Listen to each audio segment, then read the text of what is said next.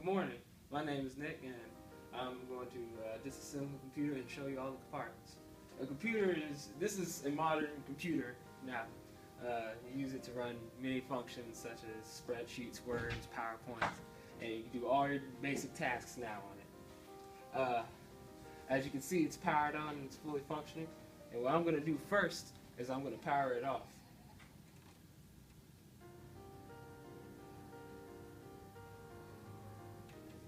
After your computer is shut off, here you can remove the case by this handle right here. But the most important thing that you do before you start operating on a computer is you make sure you unplug it from the power source, which is in the back right here.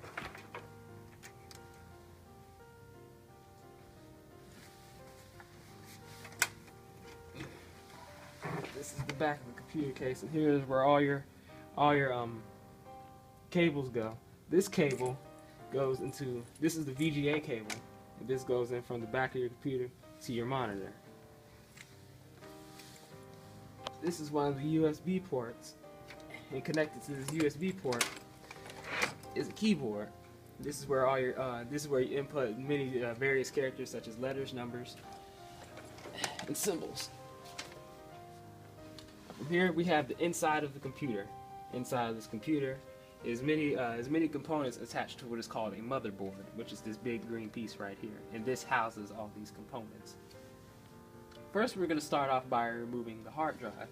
The hard drive holds the computer's OS, which is the operating system, and it also holds all the computer's files.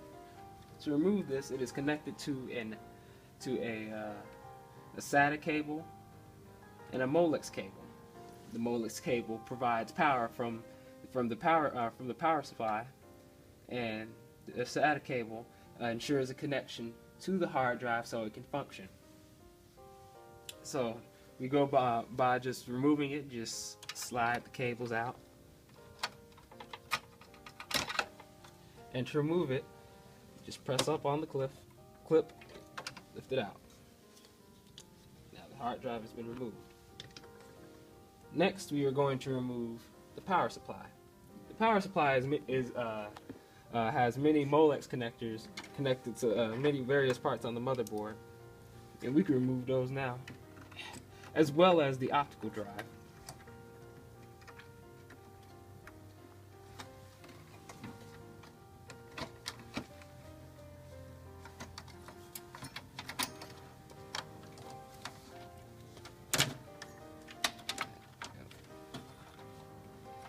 Yep.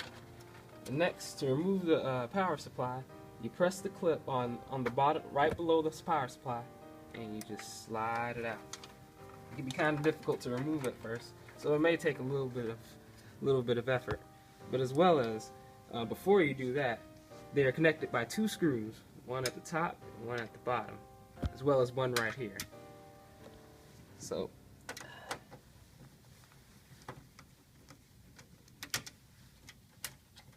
And put them somewhere safe, like right here.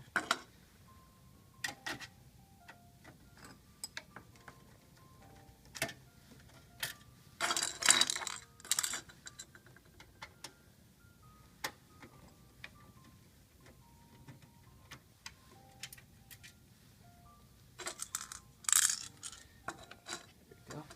Now we can proceed to remove the power supply. There's a clip. There's a blue clip right here. You can just slide it on out. It may take a little effort. It's kind of jammed in between a few things. Be sure not to damage any internal parts on the motherboard, though.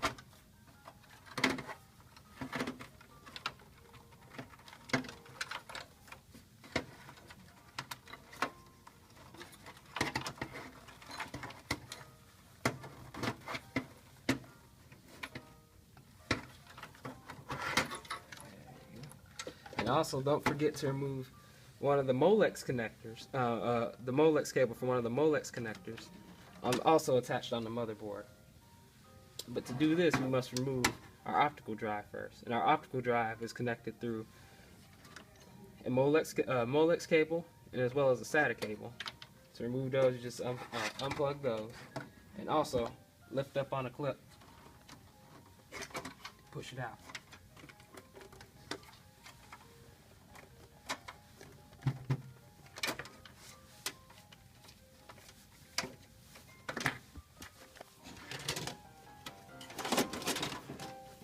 This is an optical drive. This reads all CDs as well as DVDs.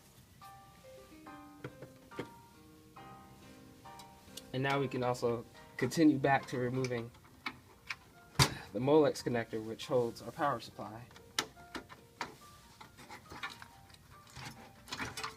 There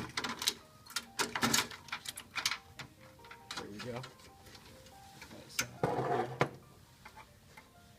And next, you may proceed to remove the RAM. And here are our sticks of RAM right here. RAM is our random access memory. It is used to so we can run our programs that also take up memory. So if you don't have enough RAM, it will overclock your processor, which is under this heatsink.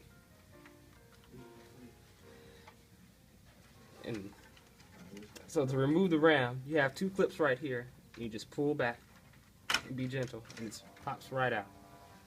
They are housed by our RAM. They are housed by RAM slots, or memory slots. And there are 4 of them in this case. You have to be wary about your motherboard. Just in case you want to upgrade, the more memory you have to make sure that your motherboard can house it. Next, we will remove. Next, you have mini ports on this side right here. These house expansion cards, which go into slots to our PCI slots right here. You can put in a network interface card, a video card, and an audio card. A network interface card is used so you can have a network connection via RJ45 through RJ45 port, or as well as RJ11. Right here we have the cooling fan. The cooling fan directs the heat away from the heat sink, which is usually made from an aluminum material that conducts heat built up from the processor, and it transfers it out of the computer. Now we will remove the heat sink as well as the cooling fan.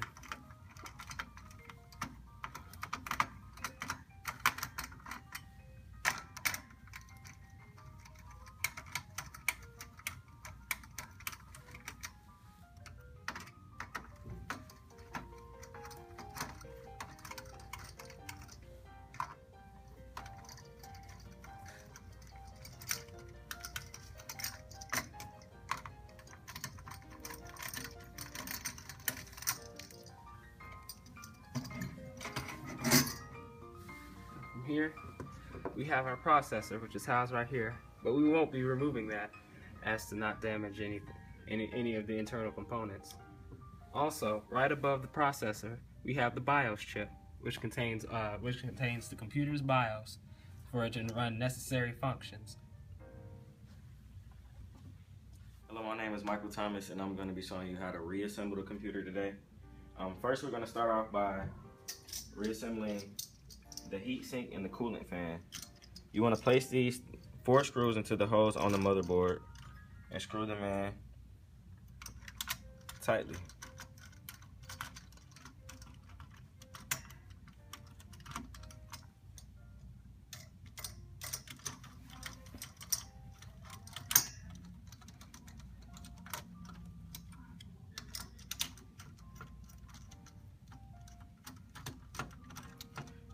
Next, we're going to be working on replacing the RAMs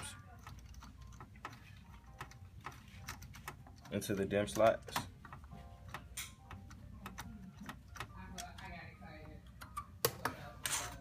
These are the RAMs.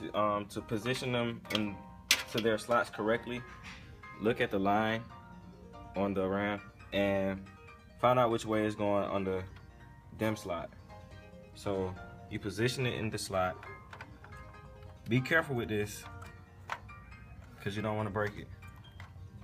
Then you put the 2 clamps on both sides to make sure it's to ensure that it's in position.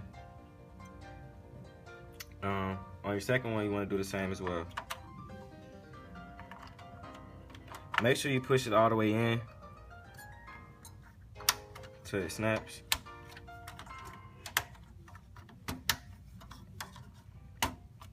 That's how you know that they're in place correctly. Next, we're gonna move along to the optical drive. Put in the optical drive. Sorry, I'm gonna turn this around for you guys. You have to make sure it's facing the right way on the PC to make sure it fits in the slot correctly. So you slide it in. Make sure your screws are going in the right place. And make sure nothing's in the back stopping it from going in. So once you hear that clamp, you know that you can ensure that it's in place correctly. After this, we will start with the hard drive. This is your hard drive. To put it in this place, you want to put the arrows, point these arrows with the right arrows right here, and make sure they're in the slots correctly. This will snap down fairly easy. So once you get it in, that's that. Then this is your power supply. To get it in place, you want to make sure your cooling fan on it is placed facing you, not the outside of the computer, because you won't be you'll be stopping the airflow. And to do this, you will need to make sure everything is out the way of this track, because it has to slide on into this blue little push down piece right here. So I might have to remove my hard drive again to do that.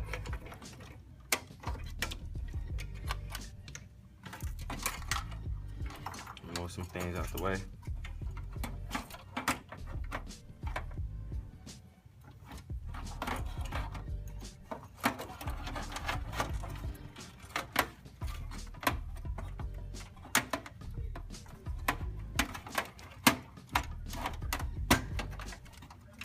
Once you get it down, you want to make sure you slide it on to the right position until it snaps like so. And put your hard drive back in place. Make sure you keep these cables out of the area up under your hard drive, because it can enable you to put your parts back in, with your Molex cable and your SATA cable. Now we're going to start back by putting the SATA cable and the Molex cables in their right positions, into their right ports.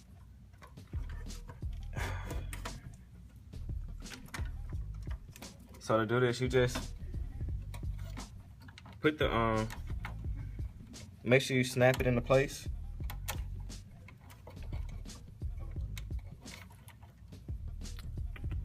Make sure your the grooves in line along the lines of the Molex port are lined up correctly with your cable. Otherwise, it will not fit.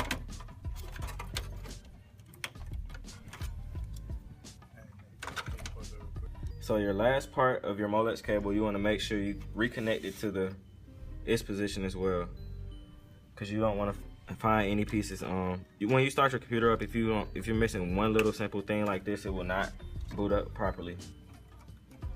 Then you want to make sure that your SATA cable and your Molex cable is reconnected to your hard drive. So once again, to ensure that it's lined up correctly, you place it like that. You want to do the same with this one. It might be a little cramp right here, but it's fine, it'll work. Last but not least, we want to reconnect our optical drive, and you do the same thing for it. So first, your Molex cable and your SATA cable.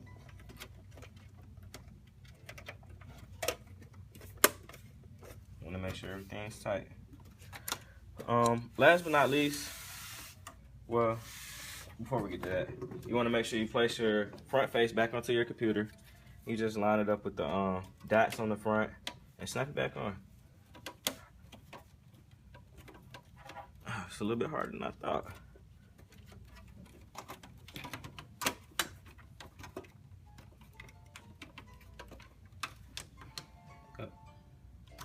So you want to snap this into place.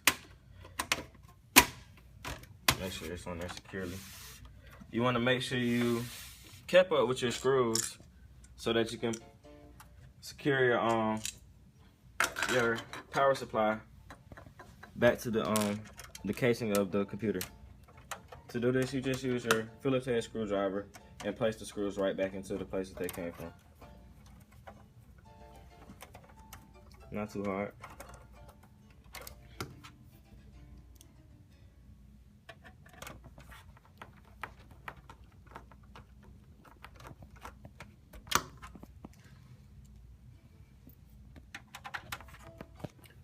After this, we will be just placing our case back on top of the computer to close off the motherboard and the internal part of the PC.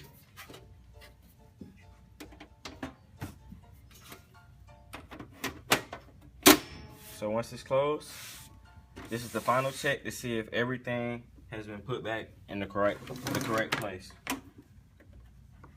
So first, I would start off with your USB slots and your VGA cord.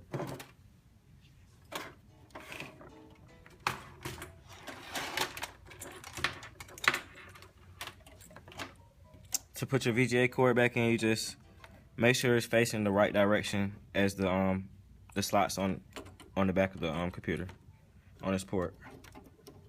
You just screw it in.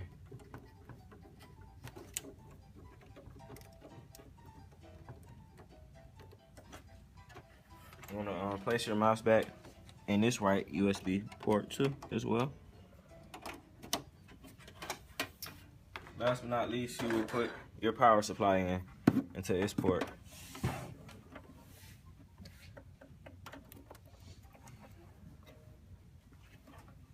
Got a little sound there. Now you start your computer back up.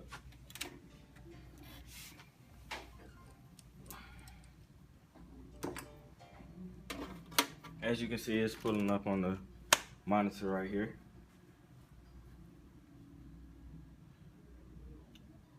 If you get 2 beeps, your computer was not reassembled correctly.